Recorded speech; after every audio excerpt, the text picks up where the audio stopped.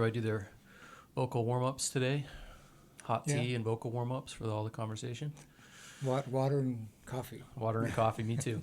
Water and tea. All right, so we're kind of kicking off the inaugural Madrid official podcast, the Madrid Boardcast, if you will. So I'm Eagle, art director here at Madrid Skateboards, co-hosting, co-piloting with the legend Bo Brown over to my right. Bo?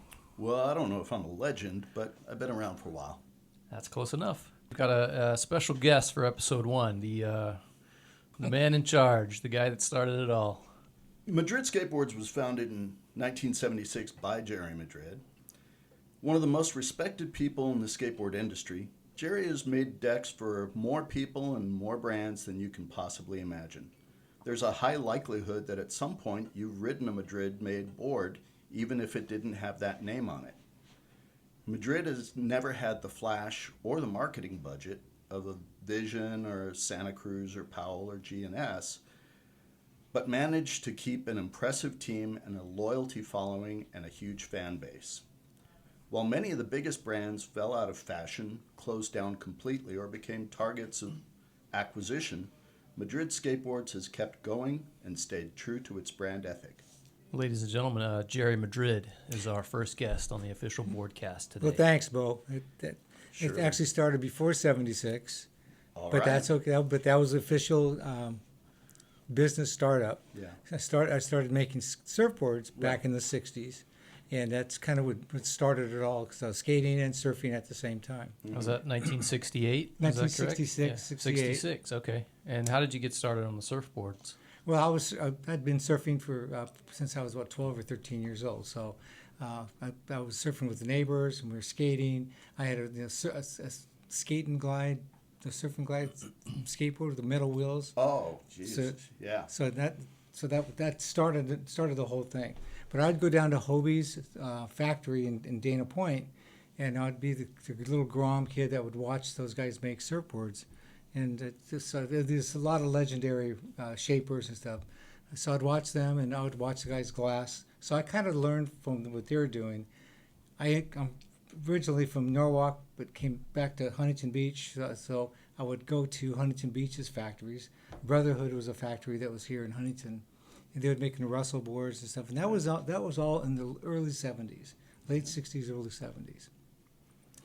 So that's really where it started. But then I officially started the factory in 1976. So when you were making surfboards, was that just for personal boards? Were you ever had any intention of actually selling these things or producing surfboards? I was selling them to my friends and stuff as well. And I'd make custom boards.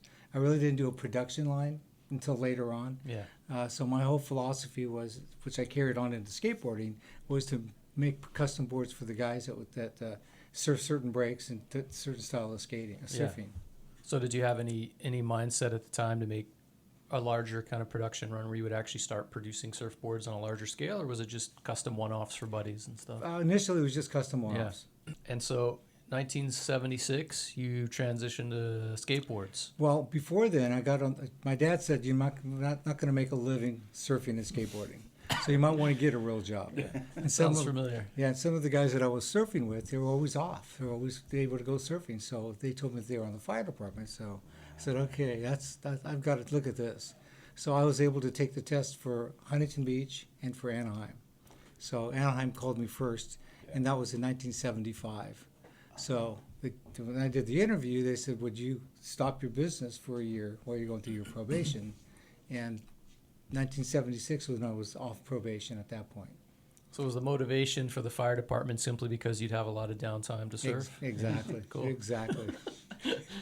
Okay, so when you got into more of a kind of operational standpoint, that was 76, kind of post-probation, and was that Santa Fe Springs? Santa Fe Springs. Okay. I brought my younger brother in to do the everyday operations, and I would just do the design work.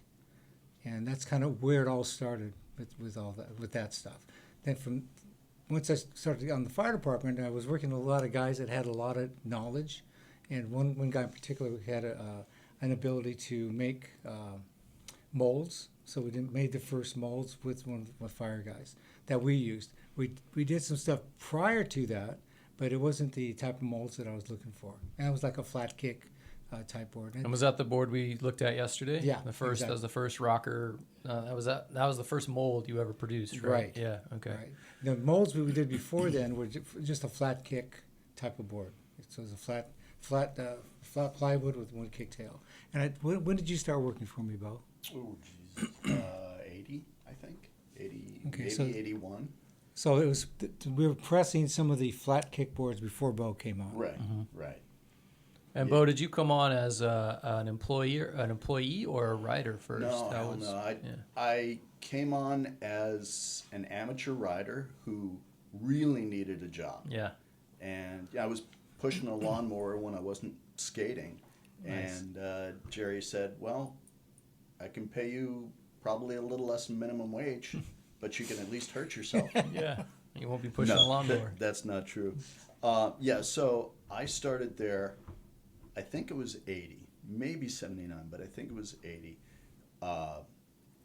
Yeah, and he put me to work in the back. I think you were laminating, weren't you? I was laminating. Yeah. Yeah. So getting some production experience and like learning a little bit of everything back there. Yep. Cool. Yeah.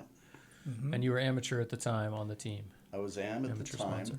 and God, I can't remember what year, but eventually we had to have somebody kind of overseeing the team, and I was You were the guy. the guy. I was the closest guy there, and that was even before I got into sales. I was still Oh yeah. laminating. Yeah, because what you brought together was the downhill guys first. Mm-hmm. Because we had pretty extensive downhill team, and this was 79, 78, 79. Well, you had Herb Spitzer ride Signal Hill for you in Yeah. what, 78? Yeah, something like that. So that was relatively the same time that you came on. Was the focus on the team more of kind of a downhill brand, or was it just a kind of a mix of kind of like you are today? Well, I was doing downhill with these guys too. Sure. So that was the love of what I was doing. Gotcha. Everybody likes bombing a hill. Yeah. Yeah. So that's what it was all about. But then we brought out Roger Hickey was like he became one of the number one riders out Sure. there. But we had an extensive downhill team, so it was good. And then we branched out into doing some of the other street, and not as much street, but it was more like free riding Yeah. and pole riding.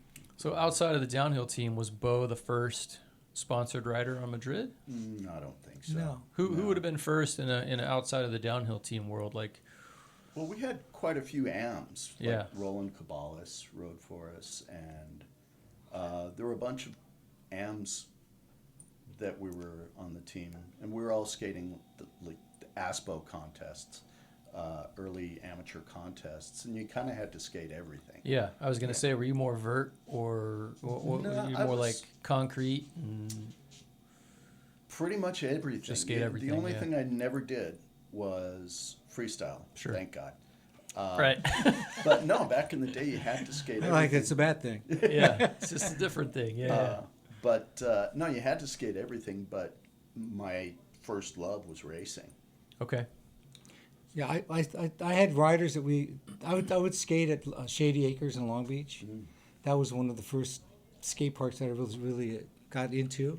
And was that more just like a slalom course? What No, was that it park like at that it was time? a snake run. There Okay. had some big ugly bowls, the big over vert walls and stuff. And then they built a big half pipe, and that's when I had a lot of riders. I had Herb Spitzer, Bob Barnaby. There's a whole slew of riders that we had back there. Ray Zimmerman, which is one of our photographers there. He was actually team captain, I think, before Bo. Yeah. So your AM team at the time, you guys were all just kind of skating General Madrid boards. Do you have pro Yeah. models out at that time, or No. what was the No. first what was the first pro model that you guys started producing, and who was that for? Was it Roger or was it That Mike? was no, it didn't Roger. That was the So- first pro model. Pro downhill board. Yeah. And the So first Roger first Hickey promo. Pro, yeah, and Roger Hinckley. Remember, it was that was the guy that shot the president. Yeah, is that how they spelled it on the board? Is he- No, okay. no, that's how Conoiser put it in their mail order ads. Mail order the Hinckley board. Yeah. Nice. Yeah. Yeah, so no, in fact, Roger's board was the first concave downhill board that we made. I think one of the first concave boards anyway, I think so, yeah. And that thing was a taco shell. big time. How different were the shapes back then today, like based on today's, what a downhill board would be today? Well, I think that Roger was riding a really short wheelbase for the that time. right? and it got longer because the equipment wasn't as good to keep up with it. But the wheelbase was pretty small. I think you were riding short wheelbases too. I rode a short wheelbase. The too. shapes It's like of today 20 are coming back to that, but they're just a bit wider. Sure. So, okay, so at this time, you've got Bo kind of working production. Right. You eventually transitioned to a team manager kind of a position, right? Yeah. What's the time frame there from when you first started to when you were kind of coming on as a team manager? It was probably 82. A couple years, maybe? kind Yeah. of grinding in the back. Yeah.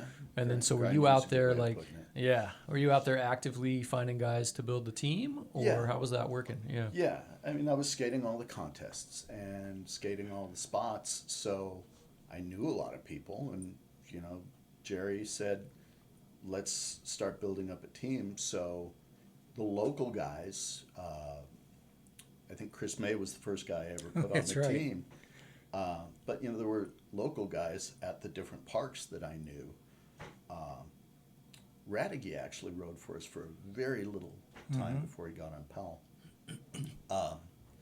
But then as far as the guys back east, there was a contest series called the MESS series, Mid-Eastern Skateboard Series, that really kind of kept skateboarding alive back there in the early 80s.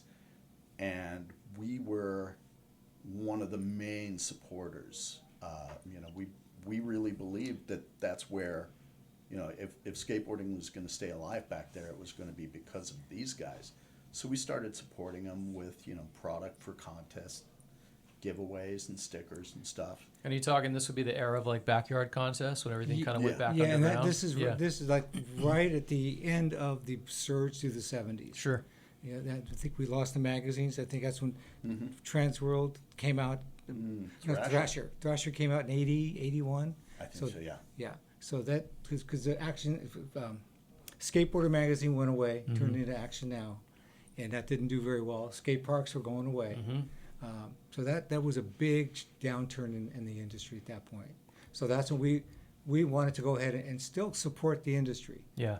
So that's what I told Bo. It's okay. Let's sponsor every contest we can find with these guys to keep it alive. Did That's you what we guys did. personally feel the effects? You know, there's all the footage of when they were literally like tearing up parks and tearing out skate parks back in the day when it kind of went bust. Did you guys lose some of your favorite spots? Did that happen yeah. as much in Oh, Southern yeah. California as it did Oh, yeah, elsewhere? Yeah.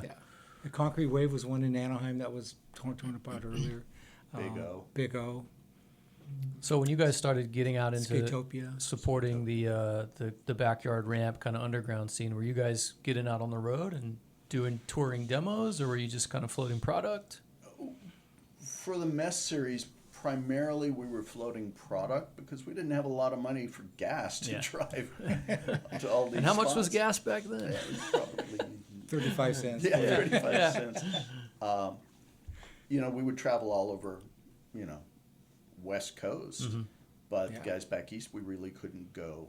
We couldn't afford to do real big tours. Yeah. But those guys would come out here every once in a while. Danforth would come out, or Right. Roscop, or There was still a big scene here. Yeah. So those guys were trying to support what they're doing. But they would come out here and they'd hang out. I was going to say, in the pre-internet world, how were you guys keeping up with what was going on outside of the West Coast, you know? zines. Yeah. Yeah. Zines was what Underground kept it zines. alive. Awesome. Yeah. That and writing letters and Yeah. making phone calls. Yeah.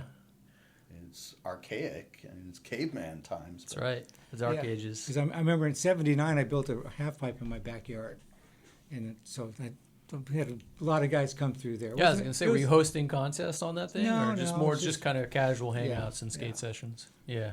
Yeah. That was when you were living on Indianapolis. Indianapolis. Yeah. Yeah. So when did you put Smith on the team, and how did that all come about? Mike Smith. I think it was in 1980, something like that. Yeah. He approached us, and it's funny because he approached us, and we were doing stuff with Christian Asoy. So he said, "Okay, I'll come on the team. I want to go on the team, but I don't want you to get Christian Asoy on." That was the rival. Interesting. There was a rival. All right. So And you guys went with that, huh? Yeah. Okay, you said sure. Well, we worked with Christian for many years anyway. Yeah. During that whole period, Christian tended to move around quite a bit. Yeah. He turned out okay in the skate Yeah. world. Oh, yeah. He landed on his feet. He did many times. Smith told me the other day when I was talking to him that he first came to the factory with Rocco. Mm-hmm. Like Steve Rocco may have brought him to the factory with him, and because that was his brother's friend, Right. maybe to buy boards or something, and so that's how he first met you, and Right. That was a long time ago. that was So Rocco at that, so he was like still a freestyle guy back then. Freestyle, yeah, and he Sure. was writing for Sims, and at that point we were making Sims boards, so we started making all the Sims, Andrak, Lamar, that whole crew, that era, and Rocco was part of that. Yeah, who were you manufacturing boards for at those early stages and then onward? Because that kind of became a big piece of the puzzle, right? Was Yeah. actually making boards for all these other guys. Yeah, there's a whole story behind that because we were doing boards. Well, we're doing boards for Vision, Santa Cruz, Sims, Veriflex, Canoa Surf. We did the first concave board, not concave, router board. routed boards. Yeah, That's right. Lonnie Hiramoto is Tri-Beam. Mm-hmm. So we did that. Was the first one that we produced for him. So from there, Canoa Surf was pretty tight with most of the brands.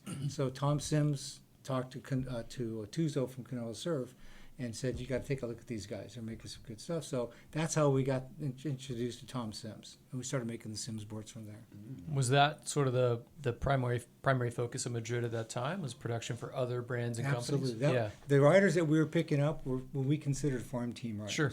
We're going to branch. We didn't really have a Madrid team, per se. Yeah. We had grew from there, but we had riders that we'd hopefully go to other companies, which there's quite a few that went different ways.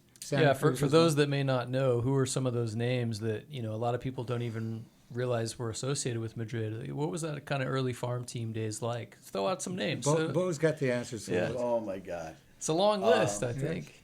Rob Roskop, Jeff Kendall, Tom Grahalski, Marty Jimenez. God, who else? John Lucero. John Lucero, of course. Lance John Matt. was actually one of our pros, though. So I don't Well, know. he if wrote that counts. for Veriflex first. Right, and then he came on to us. Right. Yeah, so those were like the main guys. Steve Douglas was on our farm team from England. So those guys were like... We're trying to work off our memory now, which is difficult. Right. Chuck Trees. Yeah, that's right. Chuck Trees. Chuck Trees for sure. And McRad fame. We were really close. All the guys, half of them were either sleeping on your couch or my couch when they came out. Oh, Bill Danforth too. Danforth. So we were really tight. So when someone would come in and swoop them up, it was like, oh man, that's stabbed to the heart. Stings a little. But it was for the best, and I think we've all remained friends. But damn, that hurt. Yeah. So was that? I mean, was I guess how to put it was the idea to get these guys on the farm team to graduate to other companies, Yeah, or that was it was more his we wish idea. we could kind of? So you kind of knew it was an inevitable transition. Sure, It was like, sure. we're trying to get these guys out there and then get on to bigger and better things. Yeah, we were a manufacturer. We looked like ourselves as not a distributor, but a manufacturer that would kept developing product. Yeah. And that was our goal, was to develop a lot of different things. So then at some point you must have had a transition from kind of a farm team concept to actually growing a true Madrid team, right? In what, early 80s, once Bo came on, how did that sort of develop? And I mean, was that, again, riders finding out about you guys and coming to Madrid, or was it you all kind of put an energy into finding guys out there you wanted to bring to the team? I think initially it was the downhill guys who started the whole scene. Roger, Bo, Dave Perry, Perry Fisser, Tom Beaumay, Rick Denton. So that was a whole crew that we had, and we'd all skate together, do that, and it's all downhill for the most part. But then from there, we kind of branched and said, okay, well, let's expand the Madrid guys because they don't want to leave; they want to stay with what we're doing.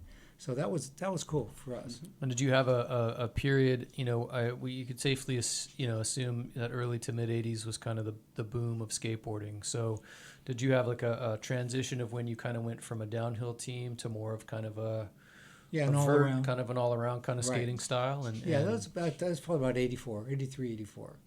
And we had a pretty good amateur team at that point. Mm-hmm. Really good. Yeah. What was the first? pro model Madrid outside of the downhill world? Like when you were kind of more team managing Bo, like who was the first pro board? It's got to be Mike. Yeah. The Mike It'd be Smith. Mike Smith, yeah. And which graphic would that have been, that first one?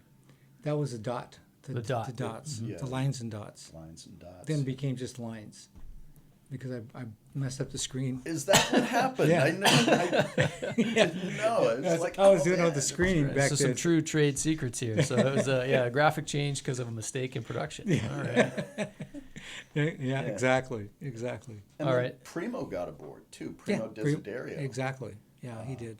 So it was kind of weird. We had 3 pro models, 1 downhill, Yeah. 1 vert, and 1 freestyle. Yeah. Yeah, you're just a It's skate a company, variety. right? Which Right. is still really kind of where you are today. I mean, Exactly. yeah. And so, now, Bo, you were kind of more of a downhill guy coming onto the team? I Or was- how would you kind of describe your skating? Yeah, again, as an AM, you had to skate everything.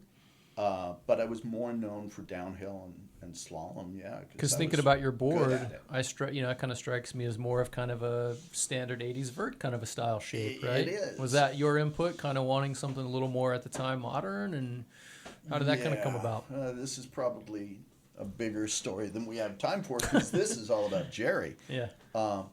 But a couple of things happened. We needed more board models because we had the Street Thruster, Rogers, Mike's, Primos, and I think that might have been it. Right. We needed to develop more boards, and I had to turn pro because I went to a race in Capitola, and the prize money I got was $75, and I needed that to buy gas to get home. So all That's of a good sudden, I'm motivation. pro. Yeah. But I'd been working in back with, Jerry would bring, whoever it was, Christian or Tony Alva or whoever, the Veriflex guys, and we were all working on shapes together. So I saw what was selling, and I was starting to experiment with different shapes, just for street boards. And I knew that if I put a downhill or a slalom board out, I wasn't going to make any money. Right. So I came up with a shape that I liked riding and I knew would sell. Awesome. Well, this is the beginning of what you call street skating, not to what we see today. Sure, yeah. But this is just going down the alleys, Yep. going off trash cans and Yeah. kind of stuff. And that's the kind of board we're looking for with Bo. Sure. And it worked really well. It's kind of like a standard urban street, Yeah. do everything kind of a shape, right? Yeah. That's what we would do. Who were you most excited about bringing on the team, Bo? Who did you find out that you thought I gotta get this guy on Madrid? Oh boy. Did you have a favorite at the time? Skaters always look to other skaters that really motivate them or go, oh man, like I wish I could, I want to do that. That guy's got style. I think back to like seeing Ray Barbie skate, and he had this like just flowing style, right? So who was the Madrid guy that you just were like, that guy's got to be on the team? There's no way I can say who my favorite guy is. What are you, crazy? I figured as much.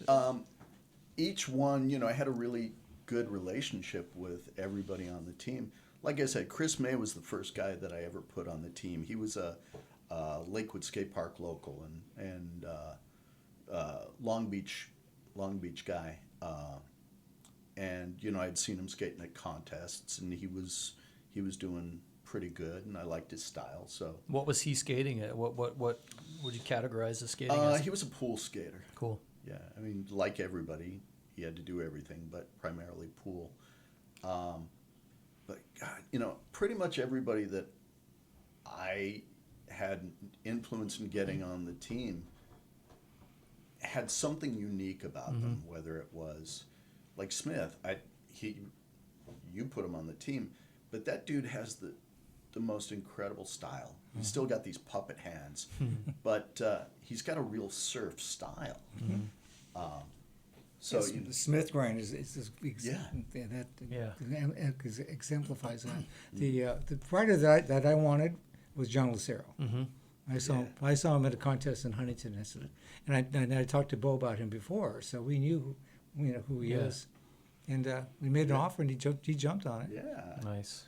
So he brought his own artwork. I said, Sure. absolutely, Yeah, let's yeah. do it. yeah. Was he ever like an official employee or contracted artist for Madrid, or did it just so happen that all these guys saw his art and kind of he did a number of graphics for other guys? He brought some artwork, and I liked it Awesome. quite a bit, and I paid him for it. Sure. So, these guys all needed money. Yeah. So we course. paid him for the artwork and stuff. Yeah, yeah.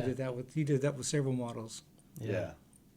Bob Smeltzer was a freestyler too. Yep. And freestyle. Yeah. Schmelzer and Greg Smith was a freestyler as well. Oh yeah. So okay. Now did Lucero do the Greg Smith, the puppet No. punk guy? Okay. No. I forgot who did that one. Spencer. That was Oh, a Spencer Spencer. graphic. Spencer. Yeah. That was a good. That was one of my Yeah. favorites. No, Lucero did Schmelzer's. Sure. He did Smith's. Mhm. Two of them. Two of them. Yeah. Uh, The ape and the duck. Yeah. His board, of course. Mhm. He had a hand in doing Danforth's board. Sure. Yeah. He did Okay. part of that. Which was that was a kind of a Jinx, right? Jinx did the Yeah. Danforth. We won't say the reference on air, but the Danforth board. Right. Yeah. Marty Jimenez was another one of the farm team that went on to Mhm. big team. He went to Vision. Yeah, he was team manager there. So talking about kind of opportunities that came to Madrid as you guys sort of built up the company and getting into sort of collaborations and stuff, you guys eventually would go on to do a shoe with Vans, which I think was the first kind of collab that Vans did with anybody, Yeah, Yeah. for sure, company. with another company. Yeah. Right. So how did that come about? They approached us. So we were really tight with a lot of the sales guys. Sure. And the sales guys wanted to do a skate shoe. It's just a label skate shoe. So they came to us initially, and then Steve kind of ran the whole thing through Yeah. with his dad, and it came about with a skate shoe. What year would that release have been originally? 85, 86 85, maybe? Yeah. Right, I think right after Back to the Future. Okay. Because Back to the Future was Back to the Future to me was the one movie that spurred skateboarding back in the limelight. How on earth did that all come about? And was that again an issue of Hollywood coming knocking on Madrid's door? Exactly. Yeah. What happened is we were doing mass market boards for Vision, Mhm. not Vision, Veriflex, Valterra. Mm-hmm. So they're trying to sell spots in the movie. Sure. So the thing, the cans of Coke and stuff Yeah. in the yeah, window. yeah. Little They- product placement. The product Yeah. placement. Classic. They pay big bucks for that Sure. stuff. So they came to us and they asked for big bucks. We couldn't afford it. Yeah. So what we did have is we had the riders and we could do the props. So Valterra said they would pay. They paid a portion of it. We paid through product Okay. and riders. So we did a lot of the stunt work for that with Bob Smeltzer. Was that all Bob Schmelzer in the first one? No, Okay. no. They had a mix of different guys doing Yeah. different things. Yeah.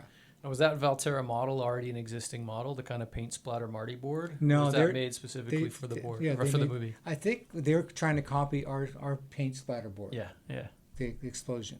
Sure. Yeah. Of Right, course. Bob, you Right. remember? Is that? Oh yes. Yeah, yeah. Oh yeah. They're trying to copy that one. Sure. Okay. Because that was a really high top selling board. At that Yeah, time. yeah. So somehow in that whatever that business relationship was, you guys were able to sort of sneak in, put in some Madrid stickers on the board that Marty rides, right? Right, For a right. little subtle product placement. You That bet. was just part of the deal of Mhm. working it out. Yeah, it was trucks and wheels too.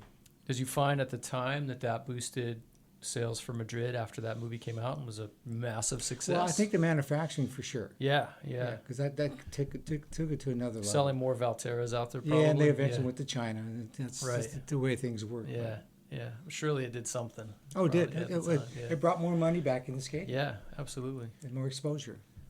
Yep. So okay, Back to the Future's 84, And it was released in '85. 85. It was produced in '84, and I Yeah. think Bob, we had the Castle awards that we went to. Right. Right. And it was you and me and Steve Douglas, right. and And Bob Smeltzer, Schmelzer and Gary Sanderson. Gary Sanderson, and Chris May. And Chris May. That's right. Yes. Sanderson's a name we had. Yeah, that's one who slipped through the cracks talking about old team days and Right. boards and stuff. Yeah, for sure. So that wasn't that was not the last time that Hollywood came calling, right? So post Back to the Future, there was another little known skateboard movie that hit the theaters, Thrashing. So That how did that come about? was fun. They came to us again. You all had a little bit of a bigger kind of presence in thrashing than Well, Back to the Bo's Future, Bo's right? a star in that Yeah. one. He was silkscreen. And so the again, eye roll. was that? Do you think that was had anything to do with the connection to Back to the Future, or was Yeah. that? Oh yeah, Yeah. for sure. So how did that come about? And again, did they just come calling? They just came calling and Yeah. said, "Are you interested?" And yeah, absolutely. Yeah. Yeah. And they came to the factory. They filmed in the factory. Right, So Santa that- Fe Springs, right at the operation out there. Mhm. Bo's a professional Hollywood screen printer back there. Exactly. Yeah. Exactly. It was fun to watch him produce that thing, Oh my God. to Yeah. film everything. Yeah. Because the actor was trying to. One scene he was trying to show them how much rebound is in a wheel. Yeah. Yeah. And he bounce it and catch it. Sure. But they'd bounce and go that way. Yeah. You to go all different directions. They finally had to throw him the ball. Just throw him it's the all in wheel. Hollywood. It's all fake. Yeah. Make it work. Yeah. Did you all have team riders doing stunt work and thrashing as well? Yeah, we actually did all the downhill Yeah. stunt coordination. Yeah. The Madrid team. And who was that team at that time that was like present in the movie doing some of that quote unquote stunt work? I think on the air quotes Madrid team in that movie was myself, Jack Smith, Rick Denton, Don Beaumay. Roger made like a cameo appearance. Is that but- right? Yeah, but he was a big time photographer at that point, so he didn't have a lot of time Yeah. to be wasting on Yeah. a movie set. Yeah. And of course the Daggers, had a lot of notable faces and characters in there. Yeah. Yeah. And the skate shop scene, you've got a Lucero board, Madrid stickers everywhere. You've got the staff guy wearing the Madrid T-shirt. So Mhm. you had a little bit more of a presence than, say, Back to the Future. Oh, absolutely. But I don't know if, thrashing really, got as many people in the seats as Back to the Future did. So I don't think so. did that bring any more kind of opportunity, or were you finding that people post-thrashing were, hey, Madrid boards, did that boost your sales or I'm sure it did. notoriety a little bit? I'm sure it did a little bit. Yeah. I think for everybody. 'Cause, Yeah. Christian had his things. Tony Sure. Alva had his stuff going on. So I think for everybody, it got the good exposure. Yeah. The movie wasn't considered all the best, but it was Yeah. still fun. Right. Yeah. No, it's one of those it's a cult classic Oh, today. yeah, So absolutely. I own it on DVD. It's ridiculous. So that the skateboarding heyday, right?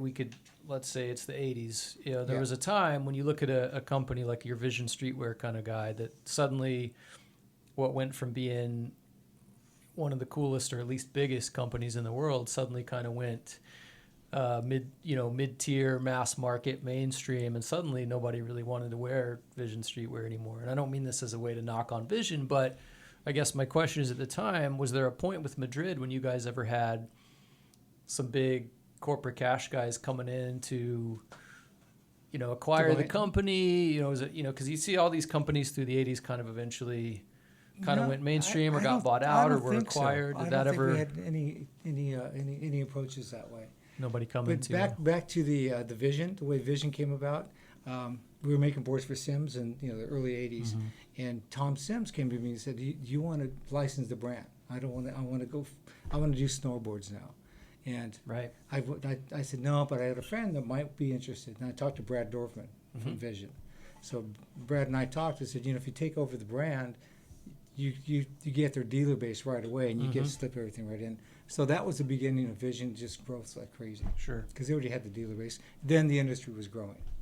Did you all have a conscious effort or decision to keep it Madrid and to just keep things the way you want to do it and keep things that kind of the DIY ethos Yeah. of just, hey, we don't want to get to this point. We don't want to be a certain type of company. We want to kind of wanna maintain integrity and we want to stay a core company. absolutely. I didn't want to sell out. Right. Yeah. And so at what point did you move operations from Santa Fe Springs over to Huntington Beach? What happened is we had the downturn in the late '80s. It fell down again. We've had several of those downturns. So we still had the manufacturing. What we did is we started moving more into furniture, and that wasn't my deal. Sure. I didn't want to do furniture. But you had the warehouse, you had the machines, you had the space. Yeah, so what you- I did is we had two locations. I remember that. One was for all the artwork and stuff, and we had a spray booth there because the allotment of a finish was how much spray booth, Yeah. how much spray capacity you had. So we had that set up there.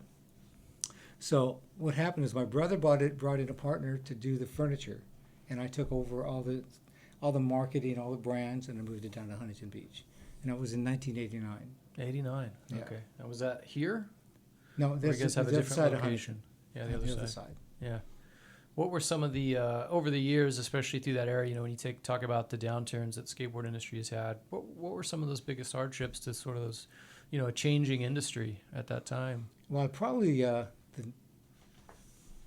90s, I Mhm. think, because everything went street. Everything really kind of got out. Well, pools are gone away. Yeah. Parks are gone away. I think the IS group, Mm-hmm. the International Skateboard Association, that came in. I think they helped bring back the skate parks. But during that time, it was all street skating. Yeah. It was kind of an establishment. Rocco and Yeah. Rocco and Mullen started their own Yeah. Big Brother Yeah, magazine. the Big Brother era. Yeah, all that yeah, stuff. Yeah. And it was kind of a change in the industry Absolutely. itself. Yeah. And what do you think you attribute it to? You guys kind of surviving that? I mean, Just staying Just focused, weather the storm and downsized quite a bit. tighten belts and just Mhm. kind of like keep sticking to what you're doing and, Yeah, and exactly. just weather it. Yeah. Exactly. And was there an upturn at some point after that kind of era? Did you see what Probably the late, mid '90s, mid to late '90s. Mhm. We started seeing a change. Again, I think the skate parks were coming back because of IAS Yeah. soliciting the insurance companies. Mhm. I think that was Fitzpatrick was the main. Fitzpatrick, He was the yeah. main guy that was really pushing that, and it made a big difference. He Yeah. did a great Yeah. job with that. Yeah. Was there a point when you saw a noticeable turn in shapes kind of coming back in vogue, as it were, like in a post popsicle street world? Did you hit a sense when, hey, people are kind of buying shaped boards again and pool boards and bigger boards? Was there a noticeable shift in sort of that? Because, you know, everything old is eventually new again. I know we're kind of in that right now. We're in that kind of for in sure. that retro kind Yeah. of throwback, you know, heydays kind of coming back around. I'm not sure exactly when, mid 2000s maybe. Yeah. We started some changes that way. Yeah, eventually, if you wait it out, everything that's no longer cool becomes cool Right, again. You know, right. it's like fashion and skateboarding and everything else. Yeah, because I think even Vert was dead there for a long time. Right. Yeah. And you had a lot of riders at that time who couldn't successfully make that transition. You know, Right. a lot of struggles in the whole industry, of course. But during our heyday too, I started a surf company, another surf company, a bodyboard company. Oh, we're yeah, making yeah, bodyboards, sure. Too. So that kind of branched into the surf industry. That's just to get me back out in the water. And was that kind of when there was a kind of a lull in the skate Yeah. industry? Yeah. Okay. Right. And you had a team on a kind of a Right. team at that point Yeah, too. we did. Big team actually. Big Yeah. team, big names. Yeah. Yeah. And we had Major stars. we had a factory built that we rebuilt and everything in Oceanside. So So that's I'd- certainly probably an attribute to survival at that time. Is Sure. that you guys pivoted to kind of another industry, but would you say it was more successful than what you were getting with skating at that time? Probably. Yeah. We're still doing big numbers in manufacturing, but Mm-hmm. like I said, going into furniture was not my deal. I want to Yeah. stay with it. Yeah. With the action sports Sure. deal. Yeah. And who was kind of a part of building that the bodyboard team at that time? Bob Forbes, Tom Prince, I forgot. There's Savage. I can't remember his first name, but we had Mike Stewart. Yeah. Well, he was a competitor Right. with our guys, but they all worked together. That was a fun time too. But the skate obviously was the change for us. We did a lot Sure. of different things.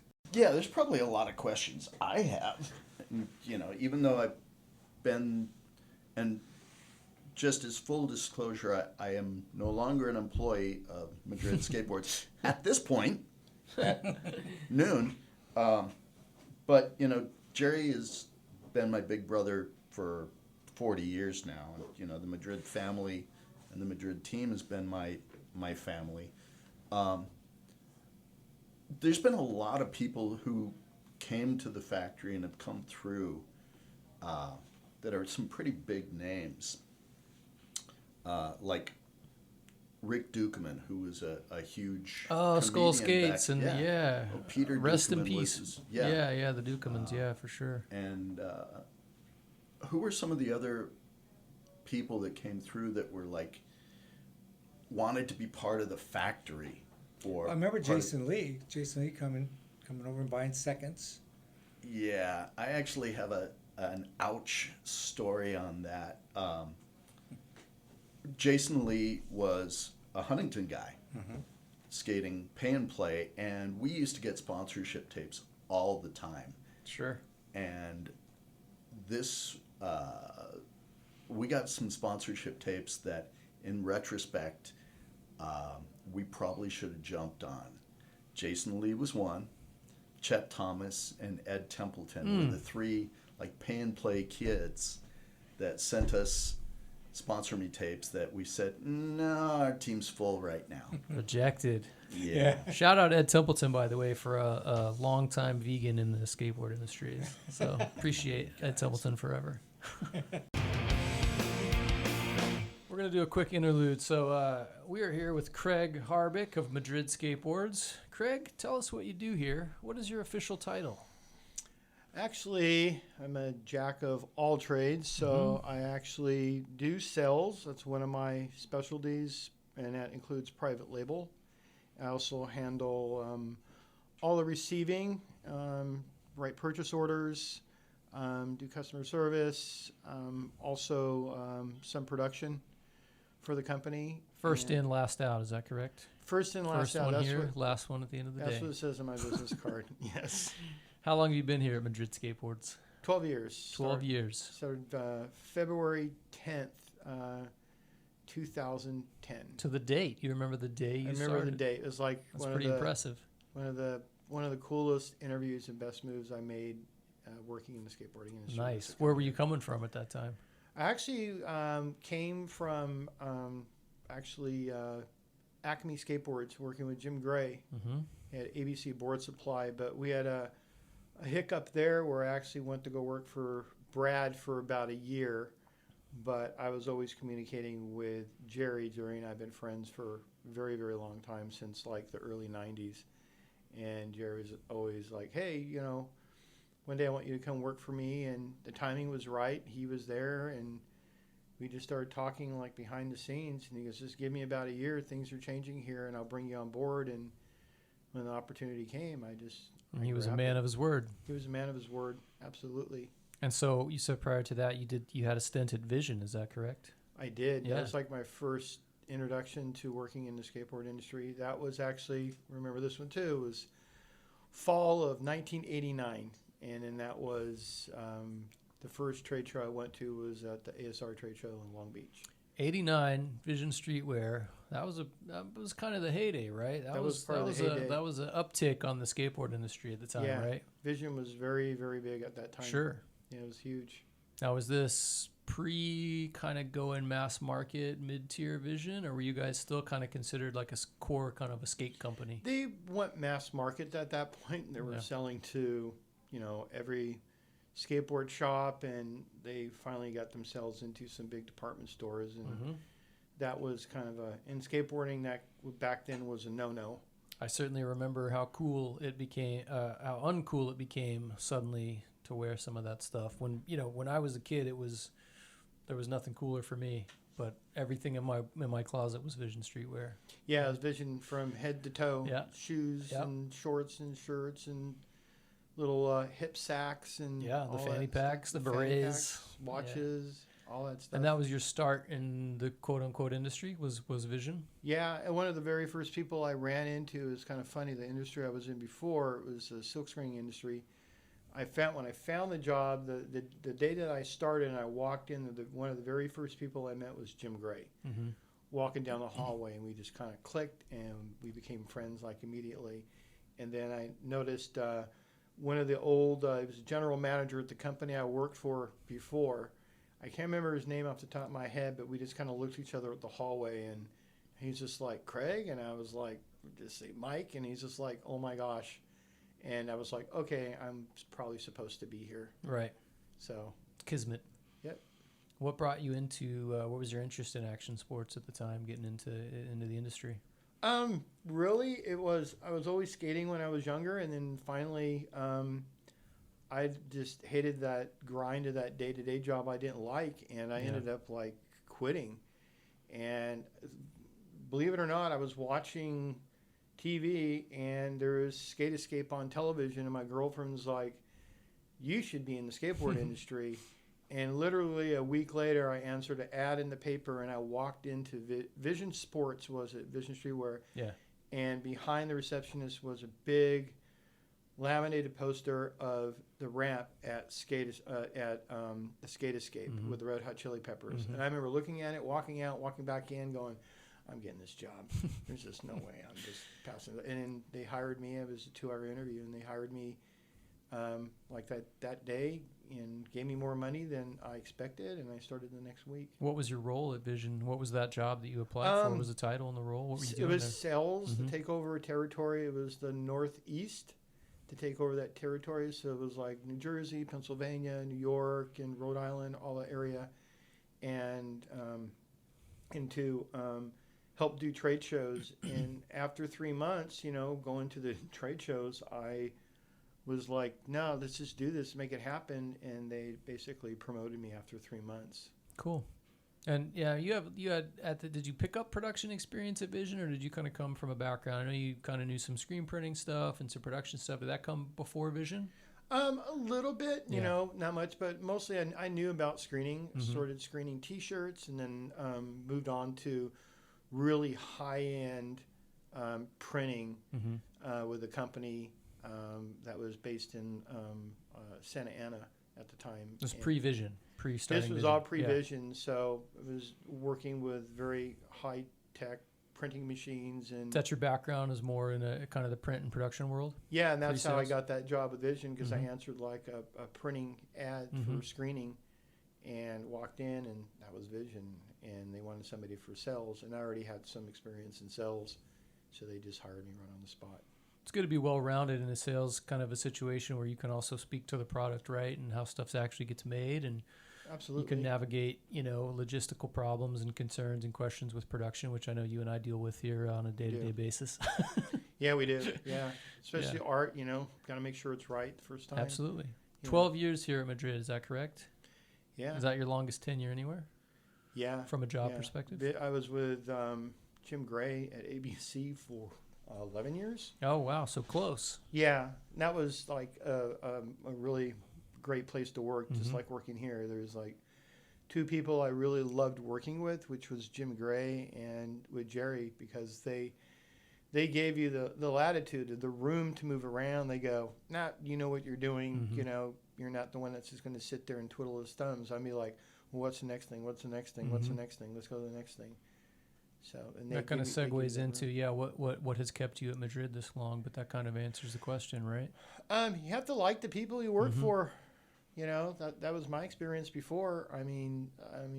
I liked working at Vision, but there's definitely some issues there. I worked at Birdhouse too for a small stint, and that was definitely a cool job, but you have to have a nice atmosphere. You got to get along with the owners. The owners need to be able to, work with you in every kind of situation. And both of them, Angela and Jerry and Jim always gave me that room, but like my card says, first in, last out, it's just like, no, and never say no. If they need you to work on the weekend, you say, oh, what time do you want to start?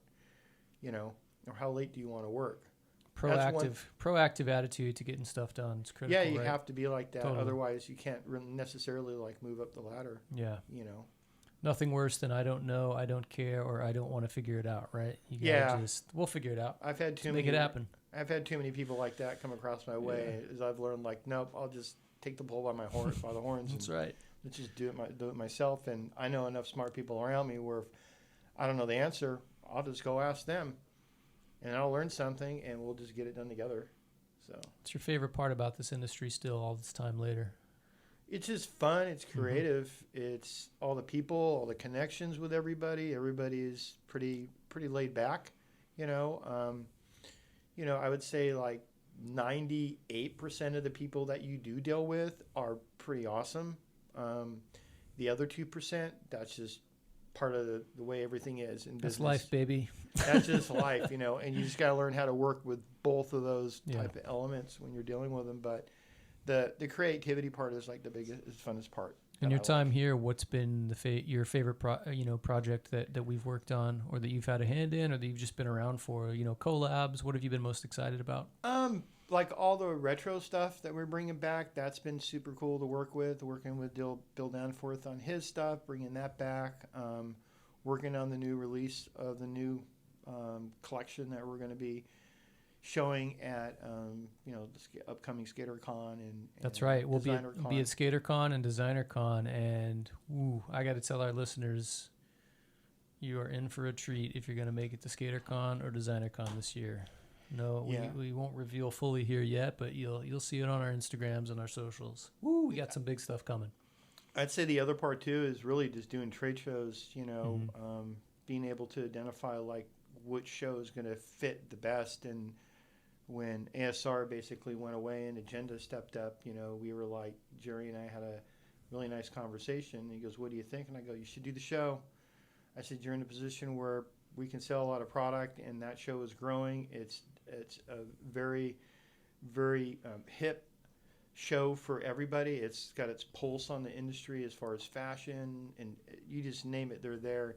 And Agenda was a lot of fun to do. And we did those shows for many, many, many years. But now we are doing more like the specialty type of shows, so Comic-Con type of shows, where we're selling directly to the public. And the show that we really, really like doing is DesignerCon. That's in Anaheim. It's coming like November 18th and the 20th and the 21st. We'll be there. It's a special connection with that one too, with the founder of the show. Nice. Yeah. Awesome. Ladies and gentlemen, Craig Harbick. He's sales, he's production, he's logistics. He's the first one here in the morning, and he's generally the last one to leave at night. Craig, we super appreciate you hopping in here and talking to us a little bit about your experiences. Thank you very much. Heck yeah. Thanks, man. You're welcome.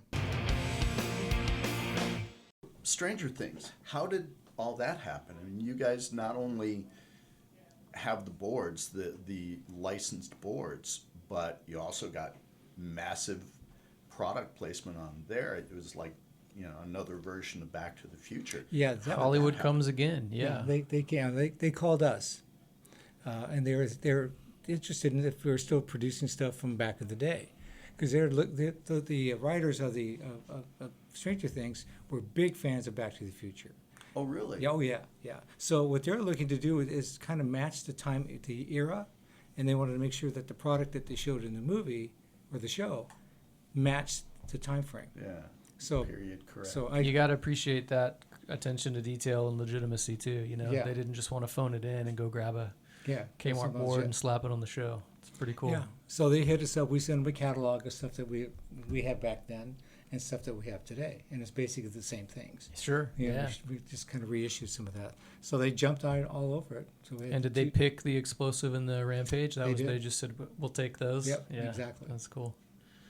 And it's actually in the show, which certainly doesn't hurt. No, It's not just that you guys, made a series of boards for Stranger Things. It's the characters truly riding, this board in the show, which nothing cooler than that. Yeah. And so that would be, I guess, that would certainly, I would assume, lead to another kind of uptick in the Madrid and the skateboard cycles over the year. I mean, we kind of changed a bit of direction and doing a lot of collaborations. I've always been fond of collaborations, and this works out really well for both them and for us. Yeah, absolutely. So we did the Halloween series.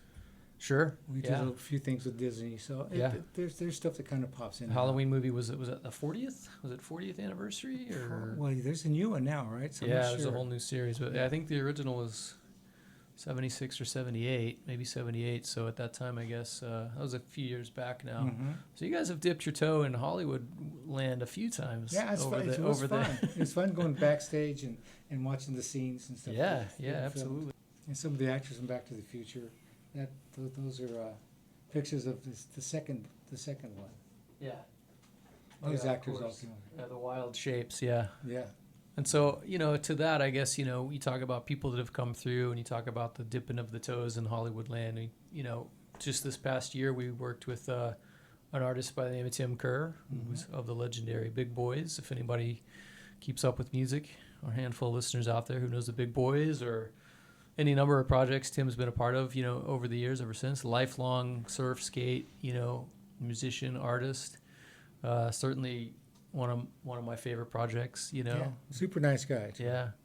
Awesome boards. We just kind of said, hey, Tim, what do you want to see on a board? And some people know the story, but, Tim actually sent us a board that he had custom shaped himself. So he had taken an old Cunningham blockhead board, reshaped the nose, reshaped the tail, and then put some wheel wells in on his own so he could carve, because he's a very surf-styled skater. And he actually sent us that board, and we used it as a template to make a custom shape just for Tim, which again is a testament to the capabilities of Madrid and all the cool stuff we were able to achieve here, which is pretty awesome. But the Tim Kerr project was a good one. Yeah, it's another one where we do custom stuff for people. Sure. And that's how we started from the very beginning. Mm-hmm. Our philosophy in surfing was to make boards for the rider. Yeah. Same thing with skating. Find out what kind of skating they're doing, what their concave wants to be. We made a lot of different concaves back in the day. Mm-hmm. I was able to develop a system where we can make concaves fairly reasonable. So we were able to do a lot of crazy stuff. I've kind of heard mention the fact that Madrid was kind of the first making concave shapes, at least making the molds, or Yeah, we did. details of that rumor, and how accurate is that? That's pretty accurate. Yeah. I think there were concaves being molded. I think Kryptonics was doing something in Colorado. Colorado, yeah. But I'm not sure how much concave it was, but that was a molded board, so it wasn't. It was kind of plastic. Mm-hmm. Foam core with urethane Yeah, bumper. yeah, and I think they had a little concave in it, but we developed the concave kind of by accident. Yeah. When you're doing a lamination, if you leave out one cross ply, and as it dries and cures, it bends. So it bent and made a cup. So Okay. it's like a concave. Yeah. So I think we set that up and tried it. Hey, this is kind of cool. The problem is Happy accident, and then Yeah. you change the face of skateboarding forever. Yeah, so we were able to do with some of the techniques we were in making molds. The first mold we were using a plastic vessel. Mhm. So we made a plastic, and it was a V type concave. So from the nose to the middle of the board was tilted up a little bit with the kicktail. We were able to cast a casting on that with like a concrete mixture of some sort, and made it 2-part, and we were able to sell that concave. Rode that concave. I think that's the first one we sold to Santa Cruz. I think that was their first concave. Mm. Yeah, yeah, Then we made the bevel after that. So we made quite a few Right. different things. yeah. We did the Tub Tech for Skull, The Tub Tech, and of course the infamous M Tech, which the M-Tech. really for Madrid, that was like, okay, this is something that we're going to do for us. Mm-hmm. This is our product. We're Yeah. not just going to make this concave and offer it to all these other guys. This was Madrid exclusive, and it was really, it kind of was very innovative. Yeah, at the time. explain that a little bit compared to a standard concave. I mean, tell what is MTech to people that Well, basically, on the downhill boards, we wedge the front truck so it has less turn. Mhm. So I adapted that to a concave. So I put a 3-degree lift in the nose where you mounted the truck. So you can't really see it, but you can feel it. Yeah. You can tell that that's your foot fills into that cup, and it makes it much more stable. So that was really the first version of that concave. And was that exclusive to pro models? So that was like, or were you putting that on boards? that Well, were we also, put on like, other mass boards too. manufacturing? I think we put on pros, but we put on other boards as Yeah. well. Then I think we put there was an arch support on one of them. There's a whole variety of different concaves. Right. The Bat Cave, the Yeah, W concave. we Right, did exactly. that. Yeah. Madrid, I was really, really fortunate being out and back to see all the innovations and all the tinkering that Jerry Yeah. was doing with different molds and different materials. You would get wacky stuff like Carbon fiber and carbon fiber and aluminum honeycomb and Yeah. foam and all this stuff, and we would have a chance to make just tinker. Yeah. And we came up with the Yorkite. You remember the Yorkite? Oh yeah, Yorkite. I got Yorkite mainly because the concaves we were making, the bottom veneer started to crack. Mm-hmm. So we needed some way to cover that up. And the Yorkite was perfect for that. explain what Yorkite is. Well, it's a high pressure laminate like a cardboard, but it's with resin. Okay. we were copied by somebody, and they used the wrong stuff. And Yeah, the boards all yeah. came apart. We want to name names on this? Miss Powell. Don't say Bonite. Yeah. Yeah, they had replaced their cross grain with this Yorkite product. Yeah. And Yorkite has no structural strength. It was just a cover. So close, fellas. Yeah. So close. So okay, Sorry, George. that kind of Yeah. that leads to, I guess, M-Core, right? So how and when did M-Core come about? It's something we're still offering on boards today. Yeah, that we're using it on slalom boards because we wanted something that give a lot of spring, and that again is a high pressure laminate. So we were able to apply that into the core of the board and give it that in different places, either lower on the lamination or higher on the lamination, to give you different spring. So that's how that came about. But we found that on street skates it works really well too. It gives you a lot of pop. Yeah, like on our pro models for street still today, we do Right. M-Core options, and we have a line of explosive M-Core street boards as well. Yeah, it works really well. Yeah. So the downhill team, the original downhill team, we were kind of one of the leaders of the downhill deal. But like when Zach Madam came on board later, that really kind of exploded Madrid as a downhill team again. Right. How did that all come about? Andrew, do you remember Andrew Mercado? Mercado, Okay, yeah. Mercado was working for us at the time, and he was really good street skater, vert skater, and he was getting into downhill a little bit. So he was starting to go to a lot of these contests. So we supported him to do these, and at that he became our team manager for the downhill guys. He got Zach Madam, Max Dubler. He's got quite a few guys, and today we have probably the best team out there right now. We'll have some of these guys on too. We'll be talking to our current riders and some of the team, on this further episodes as well. Harry Clark's a team manager for downhill guys now. Yeah, he lives in Australia, so he travels quite a bit. Yeah. Then we got riders all over the place, but that's a whole different deal. Yeah. These guys are nuts. Yeah. Yeah. It's like everything else. It's different from when you were doing it. Everything. Oh yeah. I mean, you would put your foot down, Yeah. to do what they're doing. You wouldn't touch your board or your hands on the ground. These guys are full stand-up sliding at 60 miles an hour. It's Unreal. always it's crazy how quickly things move and change. When I lived in Long Beach, I'd go over to the Cherry Park all the time, and at the time I was in my 30s, and there was always this kid that would like bust down from Whittier. He's probably 16, 17, and just pulling the most ridiculous technical street stuff at the Cherry Park in Long Beach. And every time I'd go over there, they'd say, "Hey, you want to play skate?" I said, "Absolutely not." What are you kidding me? I peaked about 17, and I couldn't do that back then, It's nuts how quickly things progress and how much people get better than what you were doing. And I think a lot of it's the equipment. These guys For sure. When downhill started just taking off again, it was all long boards, real wide trucks for stability. And now the boards have gotten smaller. Yeah.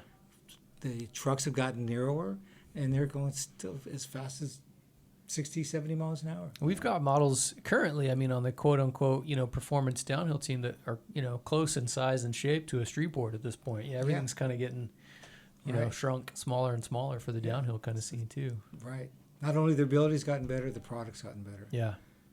They burned through a set of wheels in one run. Yeah. Yeah. Who's on the team now? Not just the downhill team, but who are the key guys on the Madrid skateboard team? Well, Lester Kasai, he's just making it to the Hall of Fame, so he's one of our top Lester. guys. Yeah, we've got Daniel Yeager, Desmond Lane. Lane.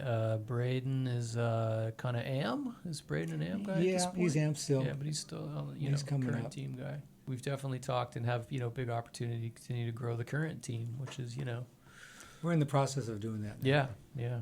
But you don't ride for Madrid simply because you're expecting to get the biggest coverage or the biggest paycheck. You ride for Madrid because that's the team you want to ride for. That's the people you want to be around. Well, thanks. It's the way it was. Well, it's all about having fun. You got to have fun. You don't push the contest. You push the fun part of it. Yeah. It's not fun. It's not worth doing. All So, right. you know. Right. Anybody you want to give shout-outs to, Jer? No Well, pressure. no. I think my brothers, Jeff is, Yeah. he was definitely a major factor for me because he ran the company while I wasn't around when I was trying to get in the water or fire department. Yeah. And then my older brother, who passed away a few years ago, he ran production. So those for sure. Then my wife Angela, she's every day. Yeah. She's here every day. Then all you guys are great. I've had employees for 20 plus years, Yeah. and they still hang around. Shout outs to KT and Mofo from Thrasher Magazine. We were one of the first advertisers in Thrasher. That's right.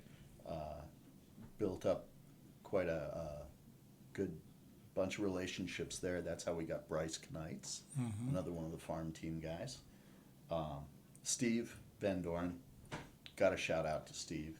He actually sponsored, or they sponsored, the Madrid team for many years, even before the shoe, through Everett Rosecrans. Sean from the Collectors of Madrid skateboard fan page. Yeah, we have an official fan club out there.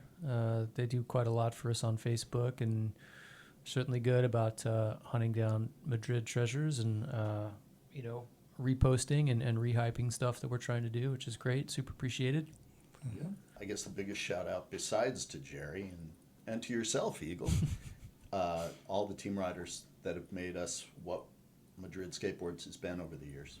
Yeah, I'm sure we've forgotten a few. Yeah, we'll put a side note here. It's just Apologies like a Bryce to Knights when I forgot about Bryce. yeah, apologies to any Tommy names forgotten. Guerrero. Let's call out Tommy Guerrero. Wait a second. What's the Guerrero? Was Guerrero a farm teamer? Tommy Guerrero won the first street style contest in San Francisco, riding for Madrid. Farm team era. See, that's one I didn't even know. That's Yeah. one I didn't know too. He didn't get to the bottom of the hill before Stacy Peralta was now on his We job. lost a few guys to Yeah. Stacy.